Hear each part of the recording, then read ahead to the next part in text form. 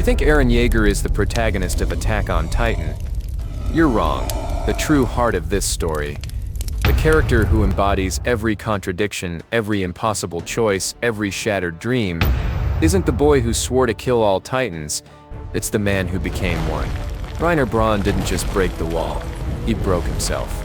And in doing so, he became the most honest reflection of what this story is actually about. Here's what they don't tell you in those top 10 AOT moments videos.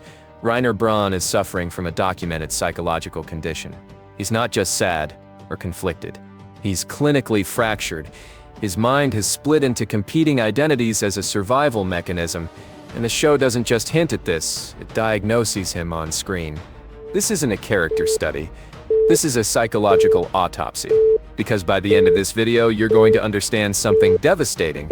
Reiner Braun is the only character in Attack on Titan who truly understands what it means to be human. And that knowledge is killing him. Let's dissect the man who wanted to die but couldn't stop living. The moment Reiner Braun's mind shattered wasn't when he broke through Wall Maria. It wasn't when he watched Marco die. It wasn't even when he revealed his identity to Eren on top of the wall. It was years earlier. When a little boy was told he could save his mother by becoming a hero. Let's talk about cognitive dissonance, the psychological term for holding two contradictory beliefs simultaneously. Your brain literally cannot handle it. Something has to give. For most people, they rationalize. They pick a side. They lie to themselves until the contradiction disappears. Reiner did something different. He split. The warrior, the soldier, two identities. Two realities, two completely incompatible versions of himself, existing in the same body, fighting for control of the same dying mind. The warrior was the child who wanted to make his father proud, the one who believed Marley's propaganda, the one who could justify genocide because he was saving the world from devils. The warrior could kill children because they weren't really children, they were future threats, future enemies. The warrior had a mission. The soldier was the boy who made friends inside the walls, who laughed with Eren, who protected Historia, who wanted to be a hero. Not for Marley, but for the people he'd doomed. The soldier believed he was one of them, because he had to. Because if he wasn't, then what he'd done was unforgivable. And here's the thing about dissociative identity disorder. It's not a choice. It's a defense mechanism. Reiner's brain did this to him because the alternative was complete psychological collapse. His mind chose fragmentation over annihilation. But you can't live as two people forever. Eventually, the walls between your identities start to crack. And when they do, you see yourself clearly for the first time. That's when the real horror begins. Season 4. The festival. Eren and Reiner meet again in that basement. I am the same as you. 4 words. The thesis statement of the entire show. In the moment Reiner realizes he's been staring at his own reflection, let's break down what makes this scene psychological perfection. Ren has become what Reiner was. A weapon aimed at innocence. A soldier following orders that will kill thousands. A person who has rationalized mass murder as necessary. Eren even uses the same language. I had no choice. This is the only way. I'm doing this to save my people. The warrior's logic. Word for word. But here's what makes Reiner's realization so devastating. Eren chose this. Eren walked this path with full awareness. He saw the future and decided mass genocide was acceptable. He had agency. Reiner didn't. Reiner was a child soldier. Brainwashed? Indoctrinated. Sent on a suicide mission by a fascist state that viewed him as expendable. Reiner's choices was between betraying everyone he loved or being fed to the next warrior candidate. And yet Eren says, I'm the same as you. Oh, no. You're not, Eren. You're worse. Because Reiner's guilt is real. Reiner's suffering is proportional to his sins. Reiner never stopped seeing his victims as human.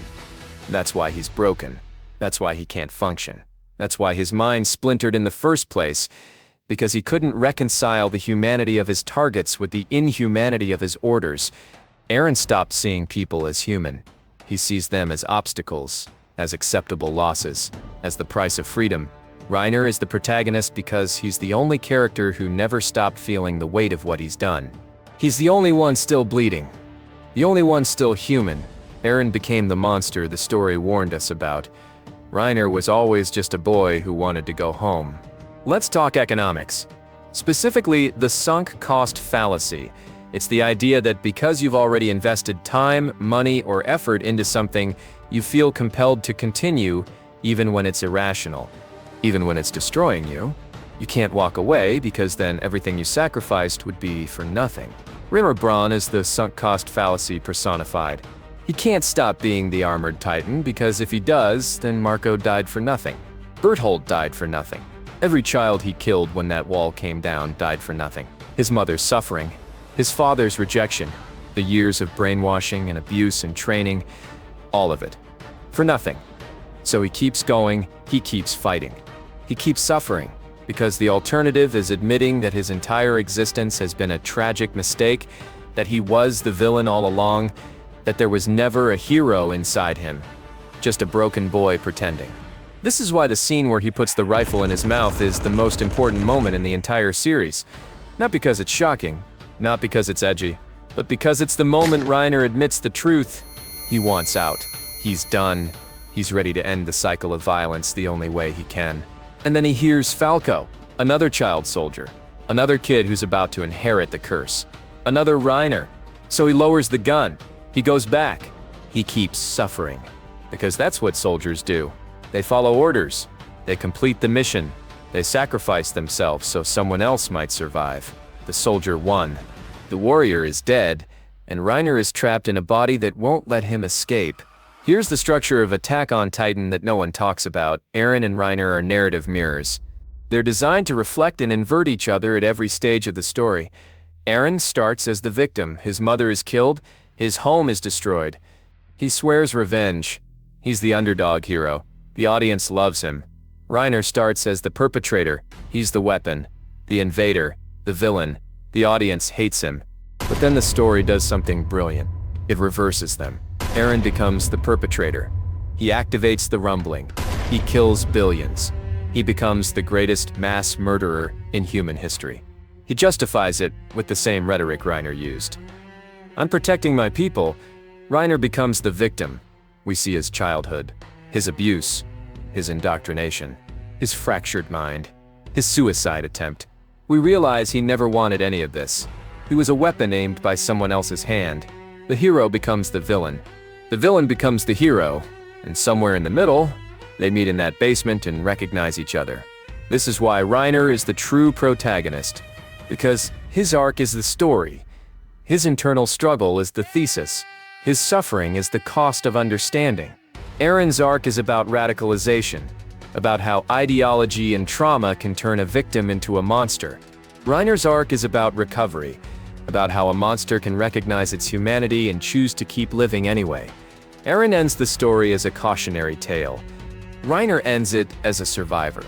Who's the protagonist now? Let's get clinical for a moment.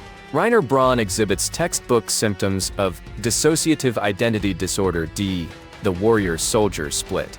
Memory gaps, identity confusion, switching between personalities based on environmental triggers, post-traumatic stress disorder PTSD, flashbacks, intrusive thoughts, hypervigilance, emotional numbness, alternating with intense distress, major depressive disorder with suicidal ideation, the rifle scene, the self-harm, the constant expressions of worthlessness and desire for death, survivor's guilt, the obsessive focus on the people he couldn't save, the belief that he should have died instead of them.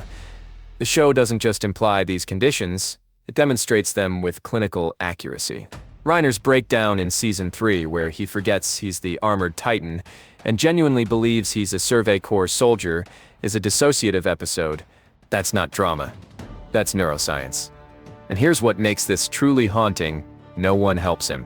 There's no therapy in this world, no treatment, no path to healing. Just more violence, more missions, more children being fed into the machine. Reiner's mental illness isn't a character flaw, it's a symptom of the system. A system that creates child soldiers, breaks their minds, and then demands they keep fighting until they die. He's not weak for wanting to end it. He's human. And maybe that's the most subversive thing Attack on Titan ever said. The strongest character in the show is the one who admits he can't take it anymore. Here's the philosophical knife twist that makes Reiner's story unbearable. Did he ever have a choice? Think about it. Every major decision in his life was predetermined by forces outside his control. Born Eldian in Marley, not his choice. Mother's obsession with his father, not his choice. Selected as a warrior candidate, not his choice. Sent to Paradis, not his choice. Berthold kicked down the wall, not his choice. Forced to maintain his cover, not his choice. Couldn't save Marco, not his choice. Survived when Berthold died, not his choice. At what point was Reiner Braun actually free? The existentialists would call this bad faith, living inauthentically because you deny your own freedom. But Reiner never had freedom to deny. He was always a cog in someone else's machine, a weapon with a consciousness that wished it didn't have one. This is the tragedy of determinism. If your choices were never really yours, can you be held responsible for them? And if you can't be held responsible, then what's the point of guilt? Reiner's guilt is irrational, and yet it's the most human thing about him. Because guilt means you believe you could have done something different. Guilt means you still think you have agency. Guilt means you haven't given up on the idea that your actions matter. Reiner carries guilt for crimes he was programmed to commit, and that guilt is the only proof he's still human. The moment he stops feeling guilty, he becomes Eren. So why is Reiner Braun the true protagonist of Attack on Titan? Because he's the only character who experiences the full moral weight of the story. Eren escapes into ideology. Armin escapes into strategy. Mikasa escapes into devotion. Even Zeke escapes into nihilism.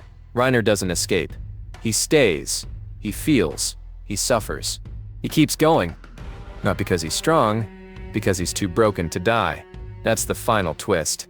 The cruelest joke the story tells. Reiner Braun wanted to be a hero so badly that he destroyed himself trying, and now he has to live with the consequences. Not for a chapter, not for a season, forever. The last time we see him, he's alive, older, tired, still carrying the weight. He didn't get a heroic death. He didn't get redemption. He didn't get peace.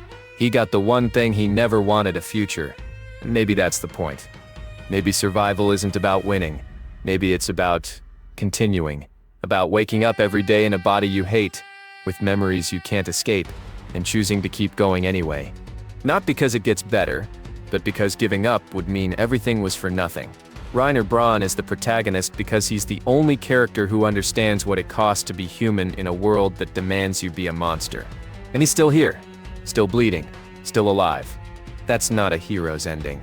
That's something harder. That's real. You think Eren Yeager is the protagonist? Eren's story ended the moment he made his choice.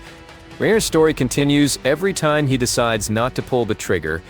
Engagement, question, pinned comment. Do you believe Reiner is a victim of his environment, or is he responsible for his crimes? Is he the true hero? Discuss below.